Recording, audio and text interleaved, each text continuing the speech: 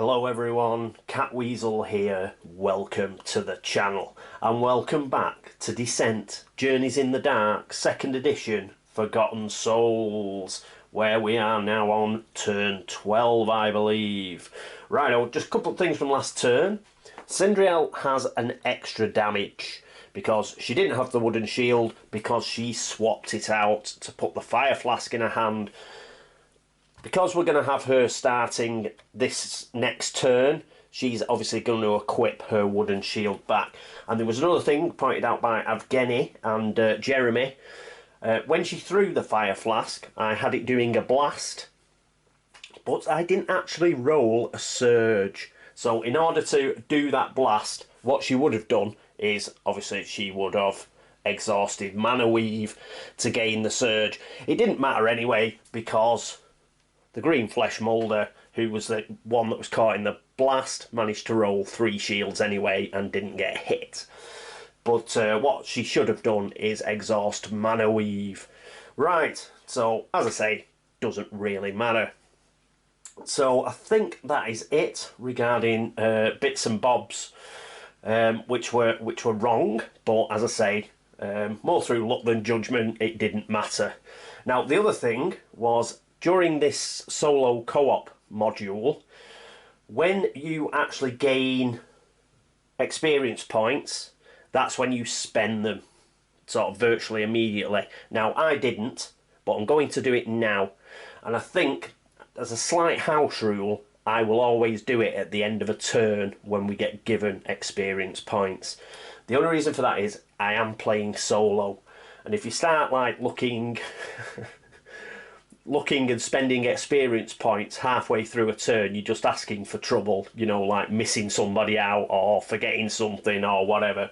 So I think when I play solo, what I'll do is any sort of spending of experience points, I will spend it at the end of that particular turn before the start of the next one. So we're going to do that now.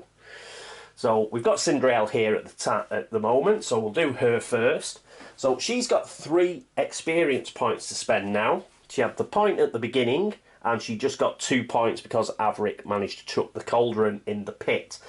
The 2 she's going to pick are Advance, so that costs 1 experience point. So after defeating a monster with an attack using a melee weapon, exhaust this card to move up to your speed and perform an additional attack. This will cost her 1 fatigue, but she regains fatigue quite quickly, which reminds me, during the last turn she did have an opportunity when she didn't move and she only had 1 fatigue on her at that time. Because she didn't move, obviously she gets to get rid of that fatigue, so she is only on 3 fatigue. So that was the other thing I forgot, but going through Advance I've remembered it. So that's Advance, she's going to take that, so that's going to go with Oath of Honour, which was her starting ability. And the second ability, for the final 2 points of experience, is Shield Slam. So while you have a shield equipped, even if it's exhausted, each of your attacks with a melee weapon gain, on a surge, choose a monster that is adjacent to you. That monster is stunned. So even if she's used that shield to defend herself and it's exhausted, or for whatever reason, she can still use that shield to sort of stun an opponent that's adjacent to her.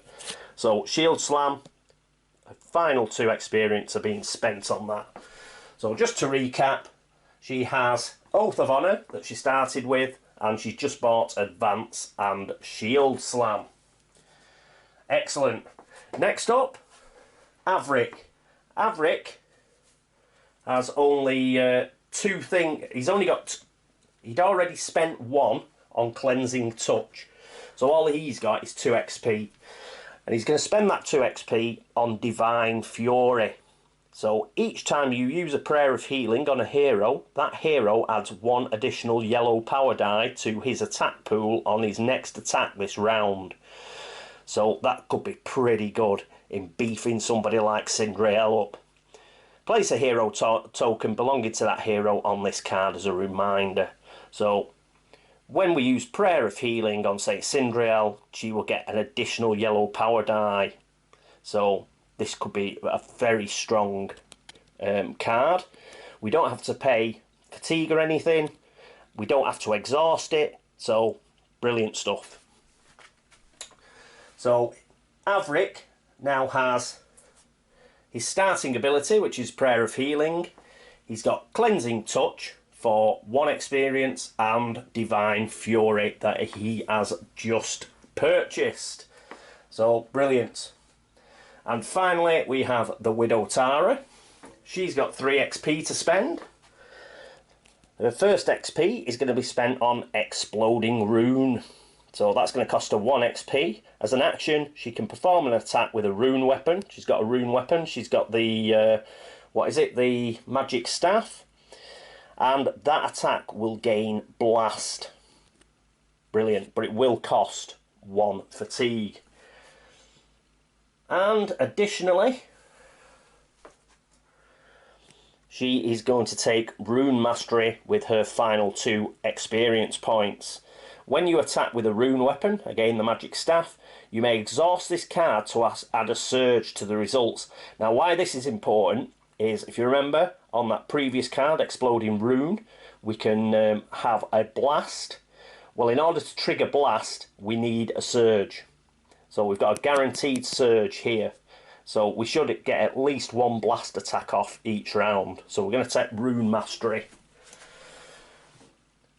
So that means Widow Tara has her starting ability of Runic Knowledge. She's got Exploding Rune, which will cost her a fatigue, but she's also got Rune Mastery, which will guarantee her a surge. Right, so that is our heroes tooled up and ready to go. So, well, we may as well crack on, mayn't we? So let's get on with the hero phase.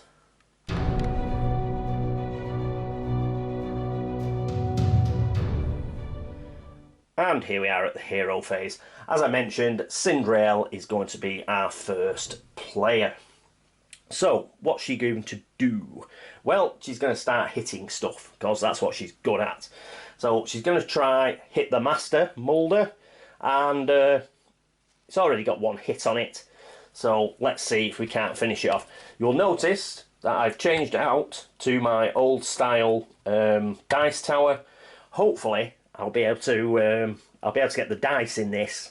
It's a bit tricky with the other one. The other one has got a there's a smaller gap at the top. This one's got a slightly larger gap. It is a bit noisier though, so I do apologise for that. So what we've got is a blue and a red die, because she's using her iron longsword. As I mentioned, she has got the wooden shield equipped now. She's equipping it at the start of the turn, and we get a grey defence die for our friend, the Master Moulder.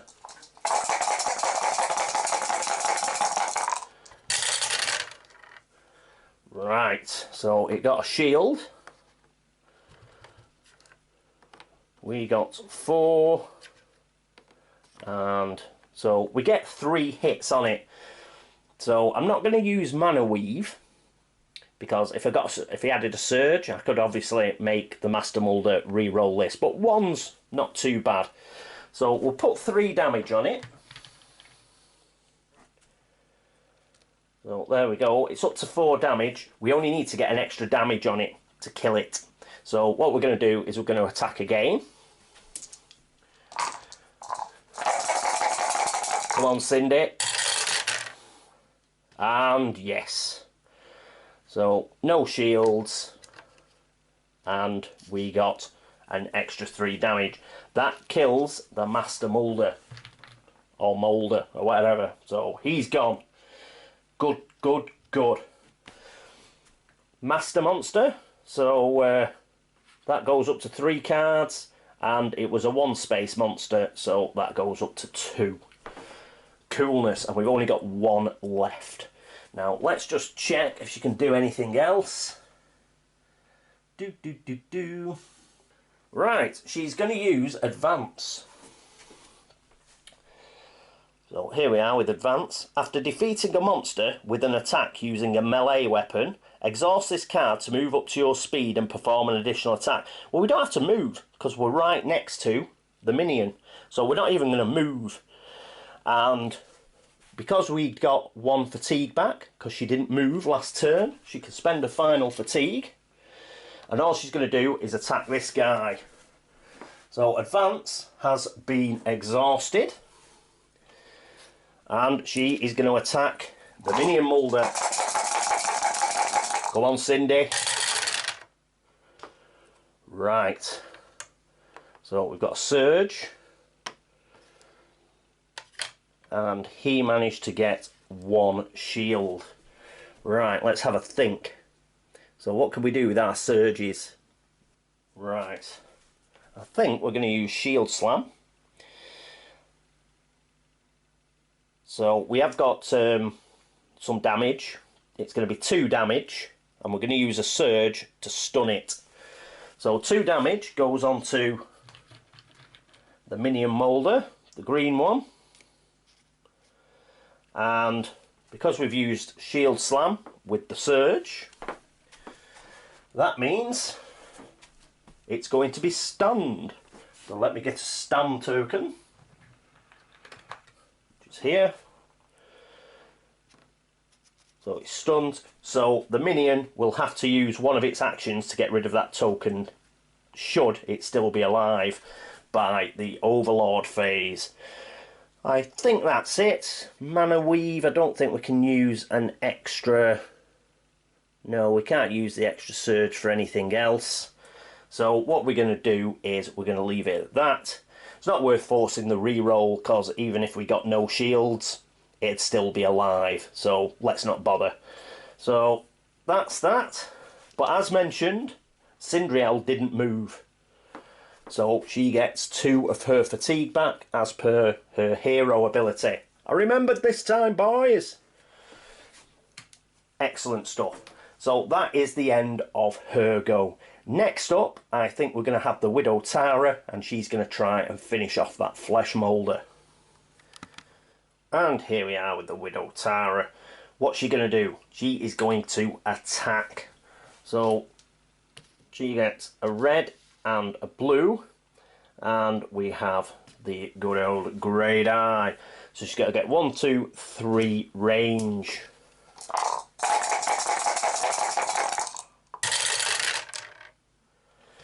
She gets 3 range. What it looks like, she only gets 1 hit, because it's rolled 2. Is there anything else we can do? Ah!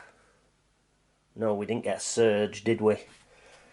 No, she hasn't got a fatigue to spend. Could use Rune Mastery to get a surge. So, well, we're going to re-roll this for a start. We'll re-roll this attack guide and hope for a 3. We got a 2. So we're exactly the same. So she's used a re-roll ability.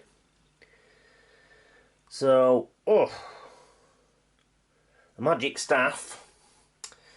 I mean, so if she uses Rune Mastery to gain a surge, a magic staff can only put 1 extra damage on another monster. And we need to suffer a fatigue to use Runic Knowledge. So unfortunately, that means that we only get 1 single damage on the moulder, which is a bit of a downer. So, right. I think we've got to attack again. So we're going to attack again. Again, we need 3. We get a load of surges now. So, right, we've got 2 surges and 4 damage, so it's dead anyway. So she has managed to get rid of it, so it doesn't matter that we stunned it. It does go, and that means it was a single space monster, so we move up to 3. But we've still got 2 surges. Well, 1 surge she's going to spend on getting a fatigue back, and a second surge, could she use it for anything useful? Can it be used for anything useful? Not really. So I don't think you can use a surge twice on the same thing, so she cannot get another fatigue back, unfortunately. I was hoping to obviously kill that flesh moulder with one hit, but it's took two. Never mind, she'll just have to stay here. So that is it for the Widow Tara's go. So next up it will be Avric Albright. And here we are with Avric. We've got to make a decision how we're going to open the door. Well, I think we're going to risk it for a biscuit, and we are going to take a fate and peril hit, is what we're going to do. So what's Avric going to do in the meantime? Well, first of all, he's going to rest, so he can get rid of all this fatigue. Now, unfortunately, he's got nobody stood next to him. Originally, if the Widow Tara had been able to get rid of that flesh moulder in the first attack, I was going to have her move up here with a move, and then he could have transferred over the health potion and perhaps done Prayer of Healing as well after this rest action that he's just done.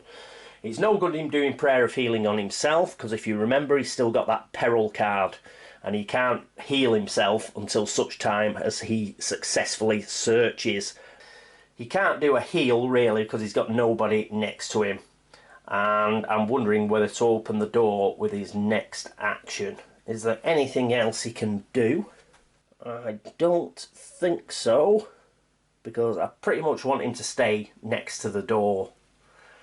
So, I mean, I don't like losing an action either and just not doing anything. I suppose he could move. Yeah, what he's going to do, I'd prefer him to stay by the door, but Cinderelle's quite close. She's only got one. What's she got? She's only got a couple of fatigue now.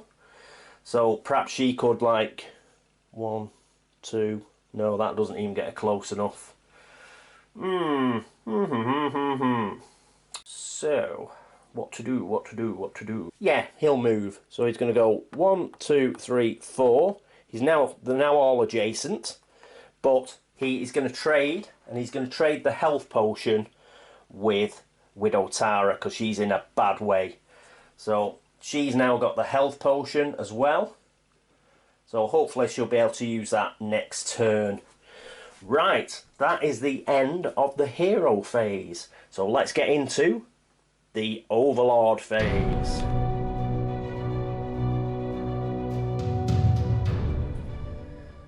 And here we are at the Overlord phase. And, well, we're in a spot of bother, really, because we've decided to take a fate and peril hit. We can get rid of the flesh moulder card anyway. We've got rid of those.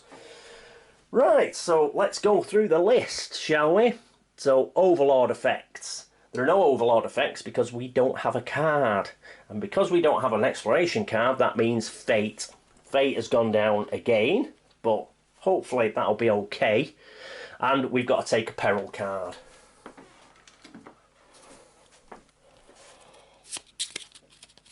Let's see what we get. Oh, there's only 4 left.